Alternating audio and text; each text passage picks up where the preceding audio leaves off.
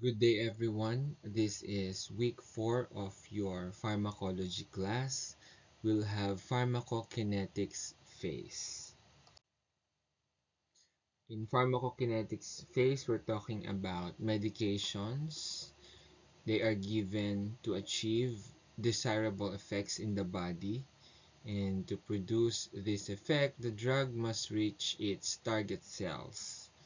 For some medications, such as topical agents used to treat superficial skin conditions, this is a relatively simple task. For others, however, the process of reaching target cells in sufficient quantities to produce a physiological change may be challenging.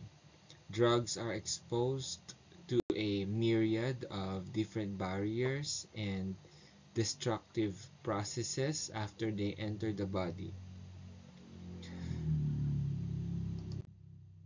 For your learning outcomes, after reading this chapter or this chapter of lesson, the student should be able to explain the application of pharmacokinetics to clinical practice, identify the four components of your pharmacokinetics, explain how substances travel across plasma membranes, discuss also factors affecting drug absorption, explain the metabolism of drugs and its applications to pharmacotherapy.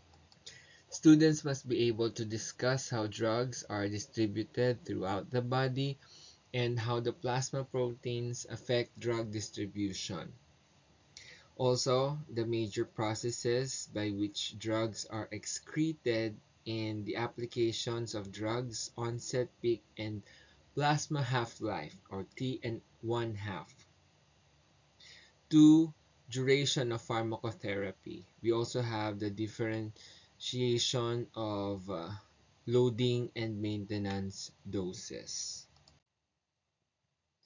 Now, pharmacokinetics, the term is derived from the root word pharmaco, which means medicine, and kinetics, which means movement or motion. Pharmacokinetics is thus the study of drug movement throughout the body. In practical terms, it describes how the body deals with medications. Pharmacokinetics is a core subject in pharmacology, and a firm grasp of this topic allows the nurse to better understand and predict the actions and side effects of medications in patients. Drugs, they face numerous obstacles in reaching their target cells. For most medications, the greatest barrier is crossing the many membranes that separate the drug from its target cells. A drug taken by mouth, for example, must cross the plasma membranes of the mucosal cells of the gastrointestinal tract and the capillary in endothelial cells to enter the bloodstream. To leave the bloodstream, the drug must again cross capillary cells, travel through the interstitial fluid, and depending on the mechanism of action, the drug may also need to enter target cells and cellular organelles, such as the nucleus, which are surrounded by additional membranes. These are examples of just some of the barriers that a drug must successfully penetrate before it can produce a response. While moving toward target cells and passing through the various membranes, drugs are subjected to numerous physiological processes. For medications given by the enteral route, stomach acid and digestive enzymes often act to break down the drug molecules. Enzymes in the liver and other organs may chemically change the drug molecule to make it less active. Now, if the drug is seen as a uh, foreign object by the body, phagocytes may attempt to remove it, or an immune response may be triggered. The kidneys, the large intestine, and other organs attempt to excrete the medications from the body. Now, these examples will illustrate pharmacokinetic processes, how the body handles medications. Now, the many processes of pharmacokinetics are grouped into four categories. We have your absorption, distribution, metabolism, and excretion. For your pharmacokinetics phase, we have your actual medication. It is a solid form, either tablet or capsule, which must be dissolved and changed into its liquid form. Wherein in the pharmacokinetic phase, you'll have the absorption or the first pass effect, distribution, wherein they are connected to protein binding receptors. Then you have your metabolism, wherein there will be the onset, the peak, and the duration. Excretion will depend on the half-life of the medication. The pharmacodynamic phase will then be part wherein the receptors will either be the agonist or the antagonist.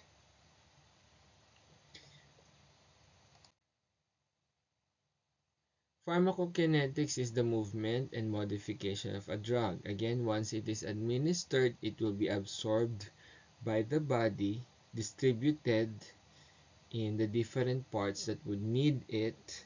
It will be metabolized and used by the cells, and then eliminated once they have reached their destination and have done their job.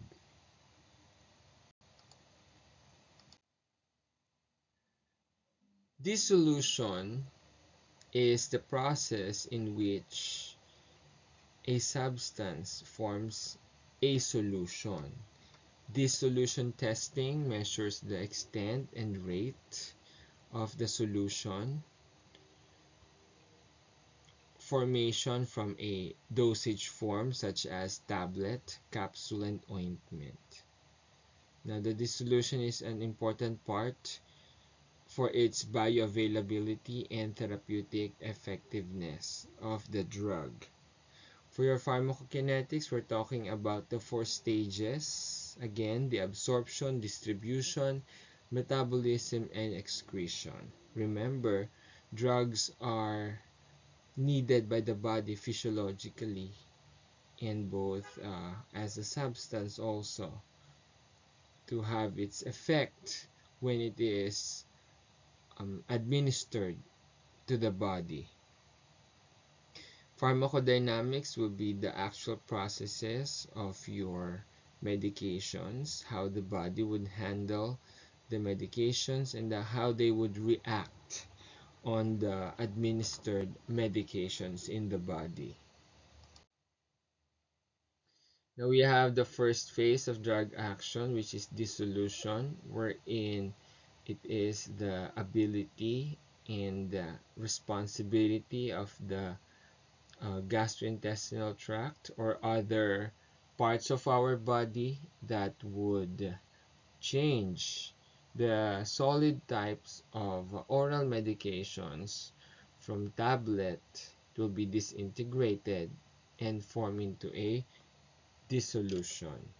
They will be changed into small particles to dissolve into its liquid form.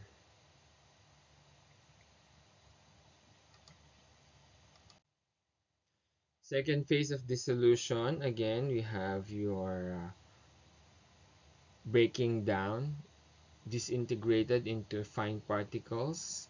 The fine particles will then be changed into a solution. It will depend on the type of medication, could be slow acting or slow rate of drug dissolution.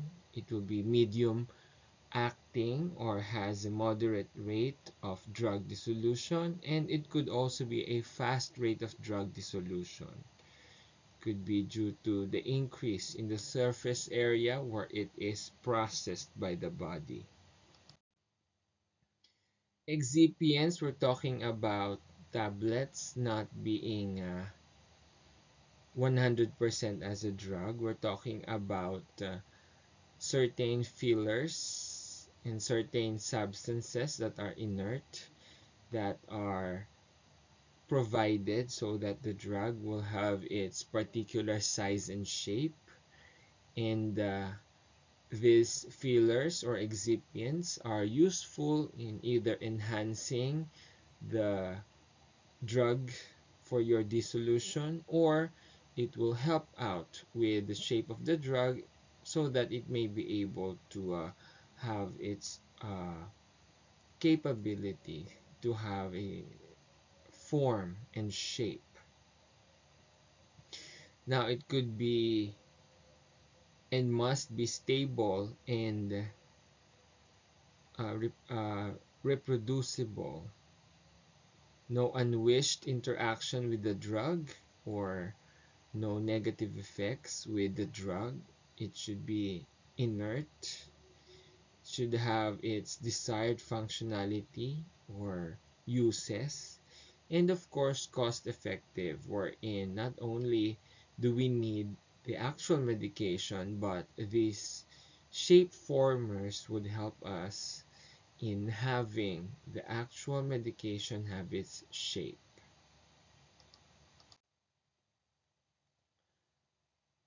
What are the factors that would affect the dissolution? We have either liquid or solid form.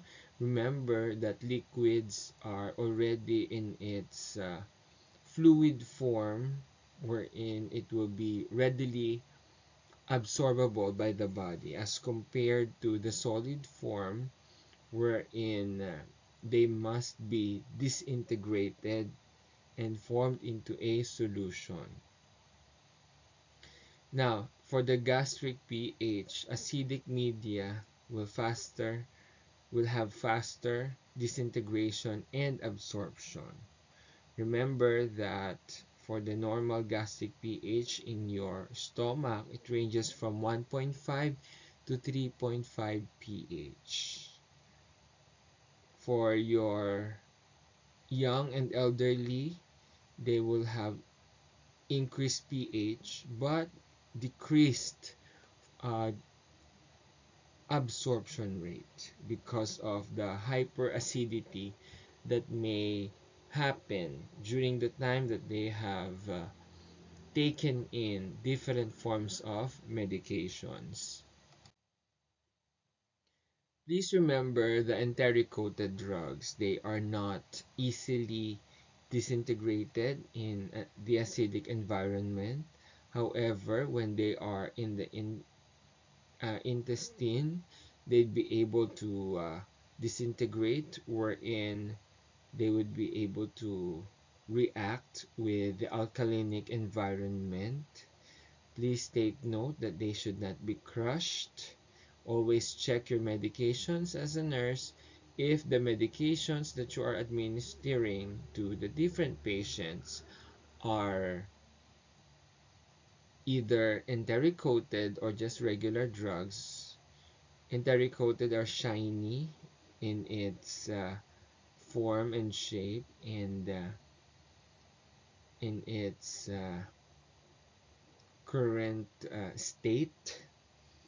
And always remember also the amount of food that is present in the stomach of the patient or currently present would interfere with the dissolution phase and absorption phase, for it will stay longer in the stomach of the patient, and it will take longer time to be able to be absorbed by the body. Now, after absorption of oral drugs from the gastrointestinal tract, they pass from the intestinal lumen to the liver through the portal vein. In the liver, some drugs are metabolized to an inactive form and are excreted, therefore reducing the amount of active drug available to exert a pharmacological effect. This is referred to as the first pass or first pass metabolism. Most oral drugs are affected to some degree by first pass metabolism. Lidocaine and some nitroglycerins, for example, are not given orally because they have extensive first pass metabolism and most of the drug is inactivated. Drugs that are delivered by other routes, either through intravenous or intramuscular or subcutaneous, they could be given through nasal and also through sublingual and buccal. They do not enter the portal circulation and are not subjected to the first pass metabolism. When we talk about bioavailability, it refers to the percentage of administered drug available for activity. For orally administered drugs, bioavailability is affected by absorption and first-pass metabolism.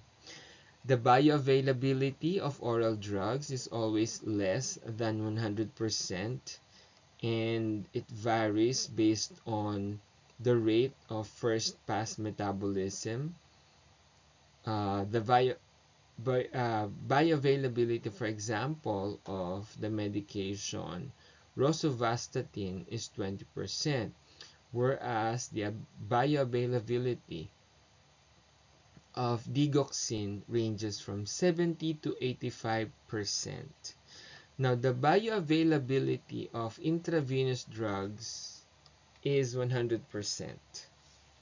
Factors that could alter bioavailability would include: number one, the drug form, such as tablet, capsules, sustained release beads, liquid form, transdermal patch, suppository, or inhalation. Number two, the route of administration. They could be enteral, topical, or parenteral in nature. Number three, the gastric mucosa and the motility. Number four, talking about administration with food and other drugs. Number five would be changes in liver metabolism caused by liver dysfunction or inadequate hepatic blood flow. Now, a decrease in liver function or a decrease in the hepatic blood flow can increase the bioavailability of a drug, but only if the drug is metabolized by the liver. Less drug is destroyed by hepatic metabolism in the presence of a liver disorder. Now again, the processes of your body, we are always talking about the absorption of the medication, then how it will be distributed, the metabolism entering the liver through the portal vein, and then excretion, the proper elimination of the medication. Absorption is a process involving the movement of a substance from its site of administration across body membranes to circulating fluids. Drugs may be absorbed through the skin and associated mucous membranes, or they may move across membranes that line the gastrointestinal or respiratory tract. Most drugs, with the exception of a few topical medications, intestinal anti-infectives, and some radiologic contrast agents, must be absorbed to produce an effect. Absorption is the primary pharmacokinetic factor determining the length of time it takes a drug to produce its effect. In order for a drug to be absorbed, it must dissolve. Now, the rate of dissolution determines how quickly the drug disintegrates and disperses into simpler forms. Therefore, drug formulation is an important factor of bioavailability. In general, the more rapid the dissolution, the faster the drug absorption, and the faster would be the onset of drug action. Now, for example, famotidine, administered as an orally disintegrating tablet, dissolves within seconds, and after being swallowed, is delivered to the stomach where it blocks acid secretion from the stomach, thereby treating conditions of excessive acid secretion. At the other extreme, some drugs have shown good clinical response as slowly dissolving drugs such as liothyronine sodium and thyroxine, administered for resolution of hypothyroid symptoms. In some instances, it is advantageous for a drug to disperse rapidly. In other cases, it is better for the drug to be released slowly where the effects are more prolonged for positive therapeutic benefit. Absorption is conditional on many factors. Drug in elixir or syrup formulation are absorbed faster than tablets or capsules. Drug administered in high doses are generally absorbed more quickly and they have a more rapid onset of action than those given in low concentrations. Now, the speed of digestive motility, surface area, pH, lipid solubility, exposure to enzymes in the digestive tract, and blood flow to the site of drug administration also affect absorption. Because drugs administered through IV directly enter the bloodstream, absorption to the tissues after the infusion is very rapid. Intramuscular medications would take longer to absorb, and other factors that influence the absorption of medical drugs include the following. First, you have your drug formulation and dose. Second, the size of the drug molecule. Third, surface area of the absorptive site. Next, the digestive motility or blood flow. Next is the lipid solubility. Then we have the degree of ionization. And then we have your acidity or alkalinity, which is the power of hydrogen or pH. You also have interactions with food and other medications. The degree of ionization of a drug also affects its absorption. A drug's ability to become ionized depends on the surrounding pH. Aspirin provides an excellent example of the effects of ionization on absorption. In the acid environment of the stomach, aspirin is in its non-ionized form and thus readily absorbed and distributed by the bloodstream. As aspirin enters the alkaline environment of the small intestine, however, it becomes ionized. In its ionized form, aspirin is not as likely to be absorbed and distributed to target cells. Unlike acidic drugs, medications that are weakly basic or weak basic forms are in their non-ionized form in an alkaline environment. Therefore, basic drugs are absorbed and distributed better in alkaline environments such as in the small intestine. The pH of the local environment directly influences drug absorption through its ability to ionize the drug. In simplest term, it may help the nurse to remember that acids are absorbed in acids, bases are absorbed in bases. Drug to drug or food to drug interactions may influence absorption. Main examples of these interactions have been discovered. Now, for example, administering tetracycline with food or drugs containing calcium, iron, or magnesium can significantly delay absorption of the antibiotic.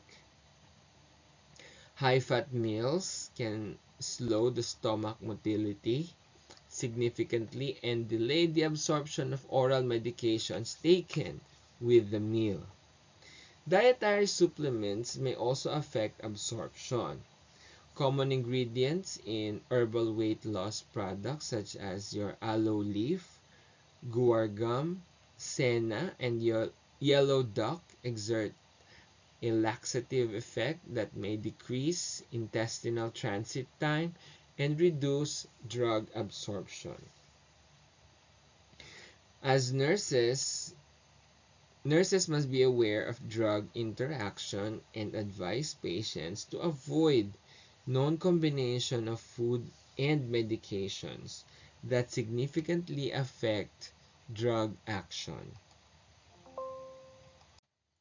Now, your pharmacokinetic variables depend on the ability of a drug to cross plasma membranes, with few exceptions, of course. Drugs must penetrate these membranes to produce their effects, and like other chemicals, drugs primarily use two processes to cross the body membranes. We first have your active transport. This is movement of a chemical against a concentration or electrochemical gradient. Co-transport involves the movement of two or more chemicals across the membrane. Diffusion or passive transport. This is a movement of a chemical from an area of higher concentration to an area of lower concentration. Plasma membranes consist of a lipid bilayer with protein and other molecules interspersed in the membrane. This lipophilic membrane is relatively impermeable to large molecules, ions, and polar molecules. These physical characteristics have direct application to pharmacokinetics. For example, drug molecules that are small, non-ionized, and lipid-soluble will usually pass through plasma membranes by simple diffusion and more easily reach their target cells. Small water-soluble agents such as urea, alcohol, and water can enter these pores in the plasma membrane. Large molecules, ionized drugs, and water-soluble agents, however, will have more difficulty crossing plasma membranes. Remember that these agents may use other means to gain entry, such as protein carriers or active transport. Drugs may not need to enter the cell to produce their effects.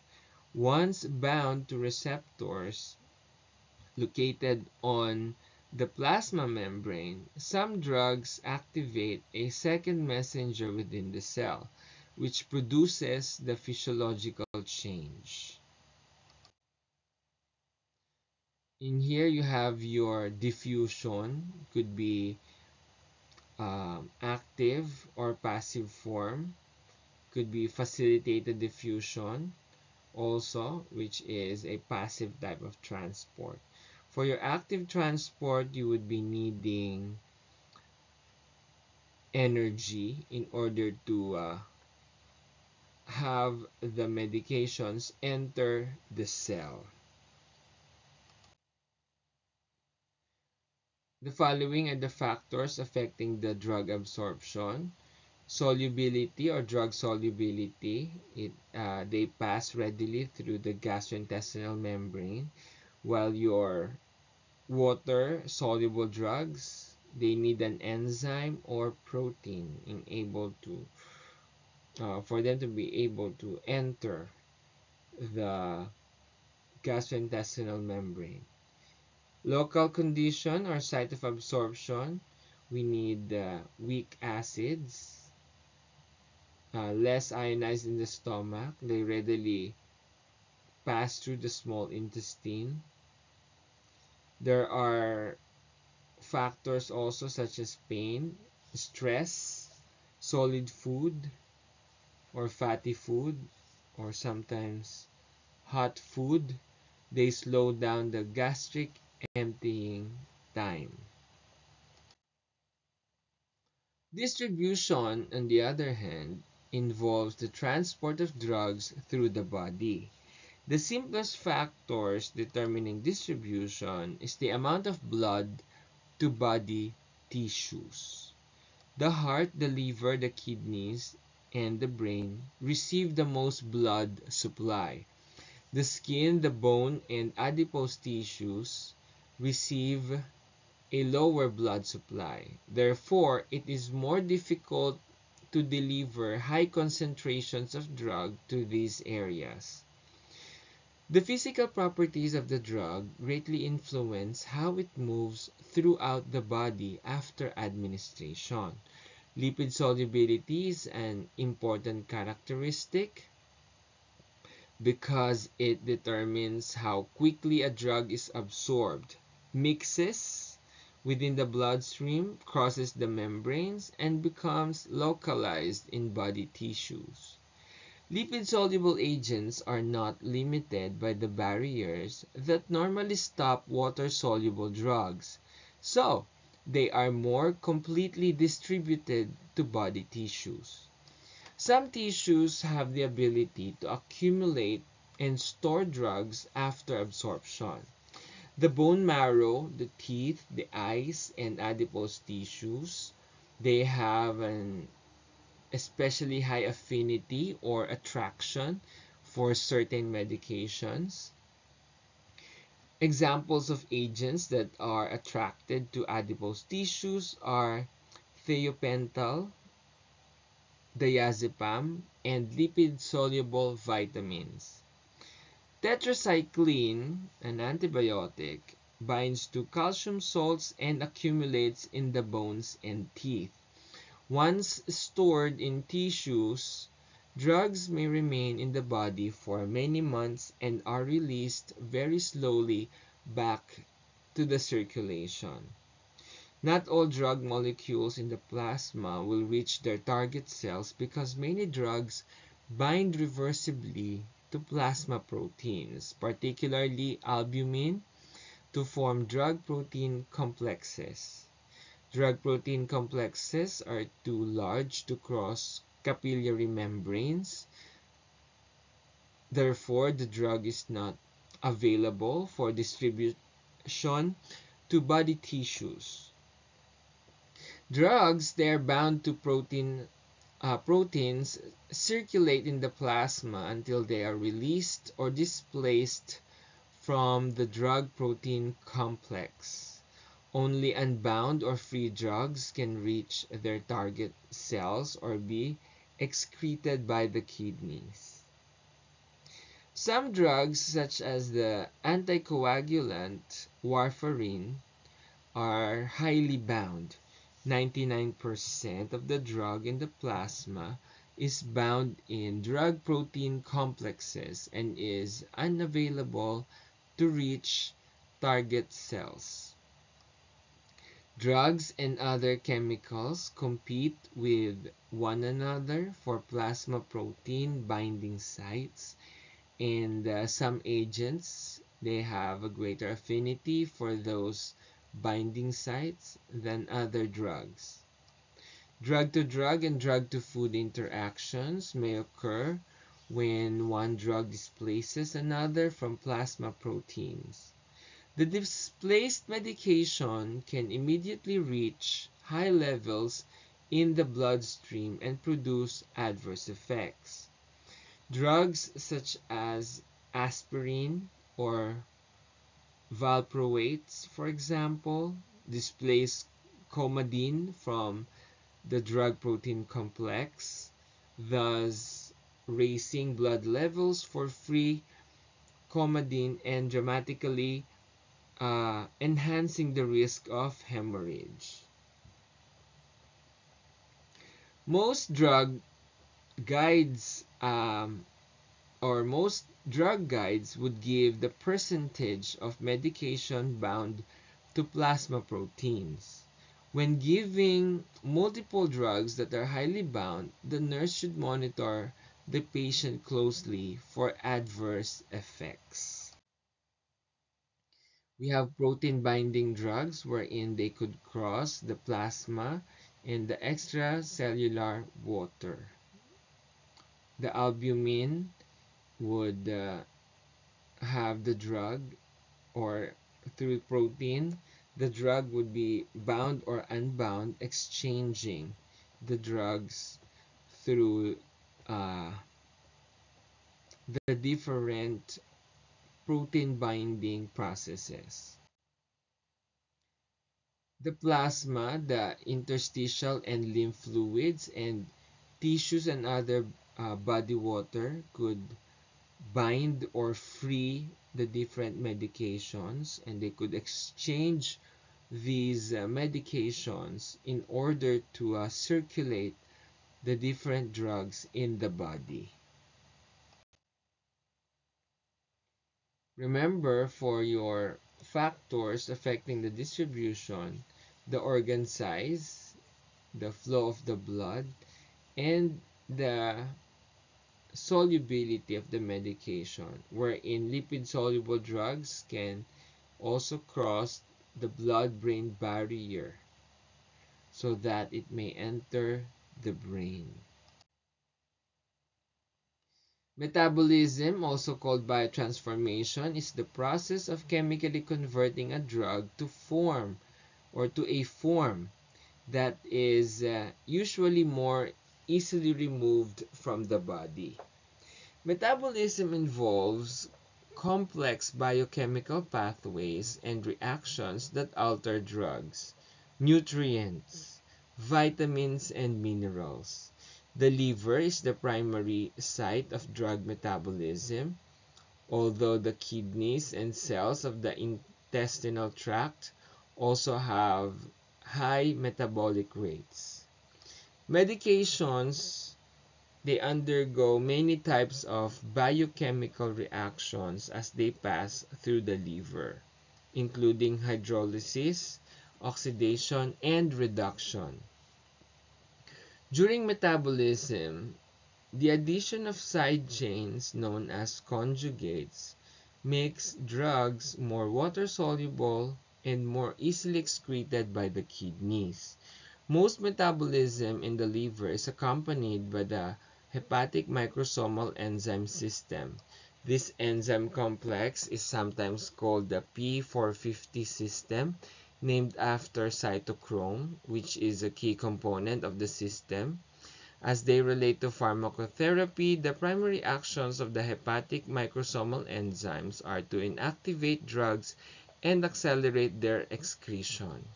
In some cases, however, metabolism can produce a chemical alteration that makes the resulting molecule more active than the original. For example, the narcotic analgesic codeine undergoes biotransformation to morphine, which has significantly greater ability to relieve pain. In fact, some agents known as prodrugs have no pharmacologic activity unless they are first metabolized to their active form by the body. Examples of prodrugs include benazepril and losartan. Changes in the function of the hepatic microsomal enzymes can significantly affect drug metabolism. A few drugs have the ability to increase metabolic activity in the liver, a process called enzyme induction. For example, phenobarbital causes the liver to synthesize more microsomal enzymes. By doing so, phenobarbital increases the rate of its own metabolism as well as that of other drugs metabolized in the liver. In these patients, higher doses of medication may be required to achieve the optimum therapeutic effect.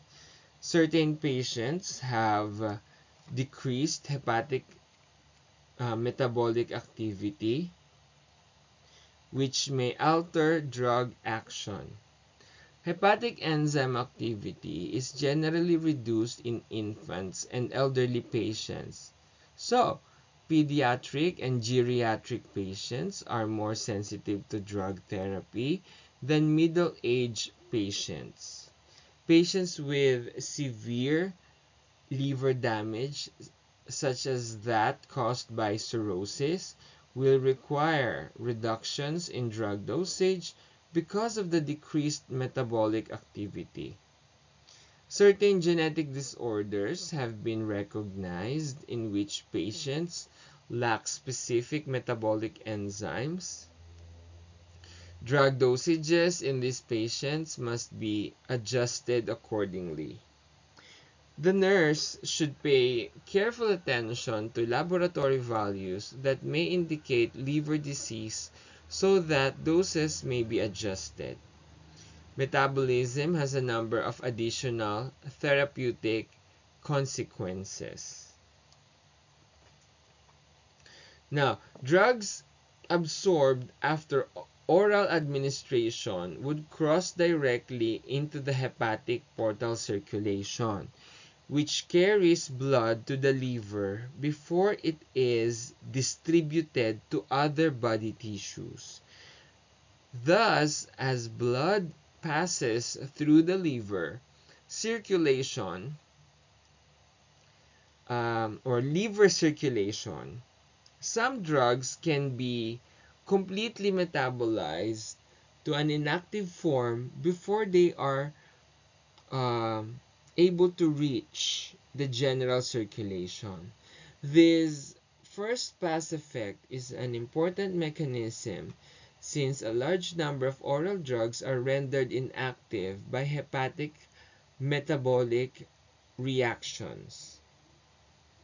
Alternate routes of delivery that bypass the first pass effect would be your sublingual, the rectal, or the parenteral routes. They may need consideration for these drugs. For your first pass effect or first pass metabolism, we are talking about the gastrointestinal tract. It will enter the intestinal lumen and then the liver. Some drugs, they could be metabolized to become inactive and then they would be excreted, reducing the amount of active drugs in the body. For your first pass effect or first pass metabolism, we're talking about the liver enzymes which is your cytochrome P450 system. It converts drugs to metabolites. Then you have your decreased drug metabolism rate resulting to excess drug accumulation that can lead to toxicity. Also have your drug half-life. It is the time it takes for the amount of drug in the body to be reduced by the half amount when it was delivered. Now, for example, for us to understand your half-life, we'll have your ibuprofen. It has a half-life of about 2 hours. If the patient uses or takes 200 milligrams After 2 hours, half of the drug amount will be gone, wherein 100 milligrams will be left. 2 hours later, 50 milligrams or half of the 100. Another 2 hours would pass, you'll have 25 milligrams. And another 2 hours, you'll have 12.5 milligrams. And more 2 hours later, 6.25 milligrams will be left up until the drug is completely absorbed. By knowing the first or knowing the half-life, um, we'll be able to reach a steady state or the plateau of the drug level. It can be identified. It can be achieved when the amount of drug given is the same as the amount that is removed from the body. Then you have the state or a steady state of drug concentration. This is needed to have optimal therapeutic benefit. Now remember your half-life.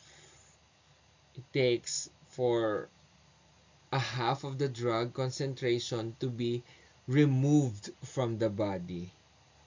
For short type of medications, you have 4 to 8 hours.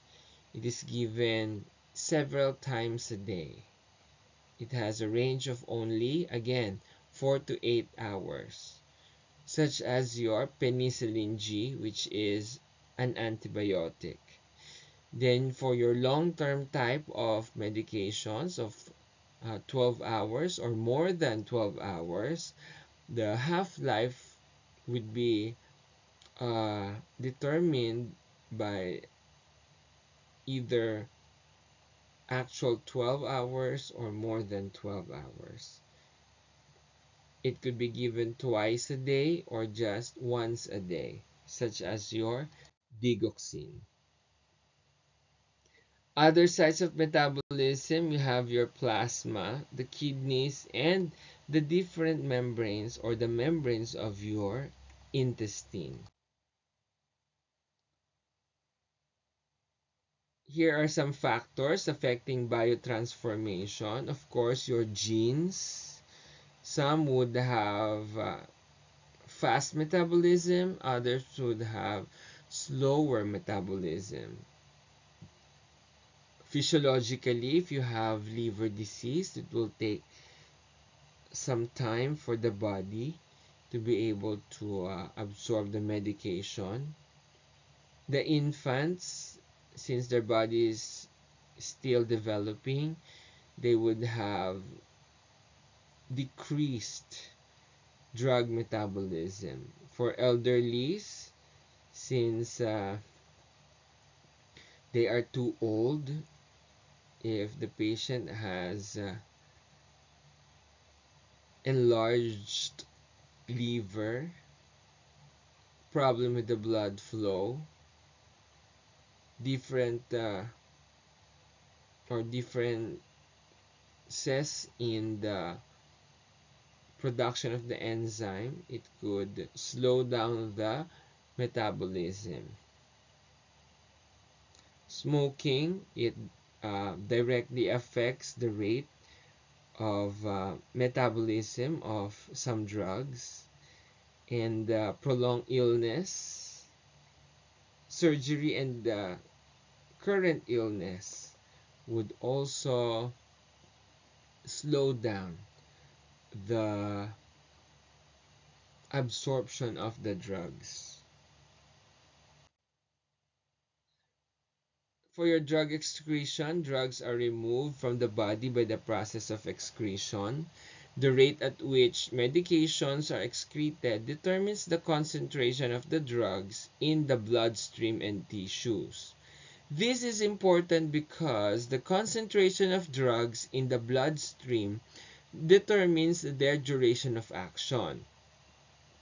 Pathologic states such as liver disease or renal failure often increases the duration of drug action in the body because they interfere with the natural excretion mechanisms. Dosing regimens must be carefully adjusted in these patients. Although drugs are eliminated from the body by numerous organs and tissues, the primary site of excretion is the kidney.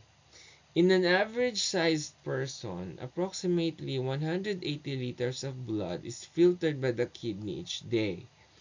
Free drugs, water-soluble agents, electrolytes, and small molecules are easily filtered at the glomerulus.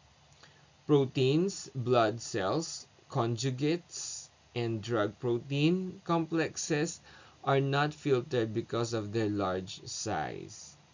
After filtration at the renal corpuscles or corpuscle, chemicals and drugs are subjected to the process of reabsorption in the renal tubule. Mechanisms of reabsorption are the same as absorption elsewhere in the body. Non-ionized and lipid-soluble drugs would cross renal tubular membranes easily and return to the circulation. Ionized and water-soluble drugs generally remain in the filtrate for excretion. There are many factors that can affect drug excretion. These include the following. You have liver or kidney impairment. You have the blood flow of the patient, the degree of ionization of the medication, the solubility of the lipid, drug protein complexes, metabolic activity of the body, the acidity or the alkalinity of the intestines and the gastrointestinal tract, or even the blood, respiratory, glandular, or biliary activity.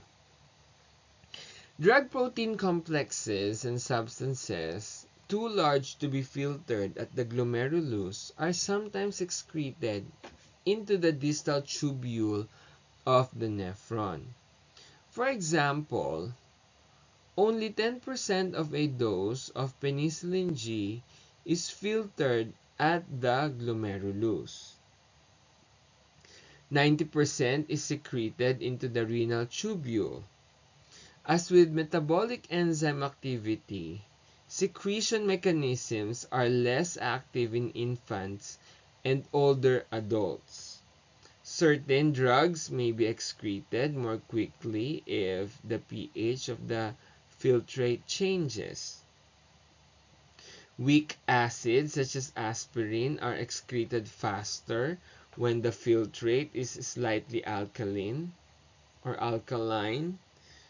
Now, because aspirin is ionized in an alkaline environment, the drug will remain in the filtrate and be excreted in the urine. Weak basic drugs such as diazepam are excreted faster with the slightly acidic filtrate because they are ionized in this environment. This relationship between pH and drug excretion can be used to advantage in critical care situations. Now, to speed the renal excretion of acidic drugs such as aspirin in an overdose patient, an order may be written to administer sodium bicarbonate. Sodium bicarbonate will make the urine more basic, which ions more aspirin, causing it to be excreted more readily, or ionizes, more aspirin, causing it to be excreted more readily. The excretion of diazepam, on the other hand, can be enhanced by giving ammonium chloride. This will acidify the filtrate and increase the excretion of diazepam. Impairment of kidney functions can dramatically affect pharmacokinetics. Patients with renal failure will have diminished ability to excrete medications and may retain drugs for an extended time. Doses for these patients must be reduced to avoid drug toxicity. Because small to moderate changes in renal status can cause rapid increase in serum drug levels, the nurse must constantly monitor kidney function in patients receiving drugs that may be nephrotoxic or having low margin of safety. The pharmacotherapy of renal failure is always present, if we try to analyze it. Drugs that can easily be changed into a gaseous form are especially suited for excretion by the respiratory system. Now, the rate of respiratory excretion is dependent on factors that affect drug exchange, including diffusion, gas solubility, and pulmonary blood flow. The elimination of VOLA greater the excretion. Conversely, the respiratory renal removal of water-soluble agents such as alcohol is more dependent on blood flow to the lungs. The greater the blood flow into lung capillaries, the greater the excretion. In contrast, with other methods of excretion, the lungs excrete most drugs in their original non-metabolized form. Glandular activity is another elimination mechanism wherein water-soluble drugs may be excreted into the saliva, the sweat, or breast milk.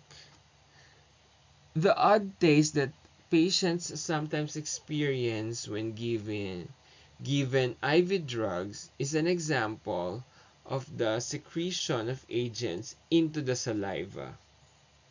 Another example of glandular excretion is the garlic smell that can be detected when standing next to a perspiring person who has recently eaten garlic. Excretion into breast milk is of considerable importance for basic drugs such as morphine or codeine because these can achieve high concentrations and potentially affect the nursing infant. Nursing mothers should always check with their health care provider before taking any prescription medication. Over-the-counter drug or herbal supplement could be considered also. Pharmacology of the pregnant or breastfeeding patient is of a necessary part of excretion or drug excretion for they're able to detect and give information of the health of the infant. Some drugs, they are secreted in the bile, a process known as biliary excretion. In many cases, drugs secreted into bile will enter the duodenum and eventually leave the body in the feces. However, most bile circulated back to the liver by enterohepatic recirculation, will be part of the excretion of the medication. A percentage of the drug may be recirculated numerous times with the bile. Biliary reabsorption is extremely influential in prolonging the activity of cardiac glycosides.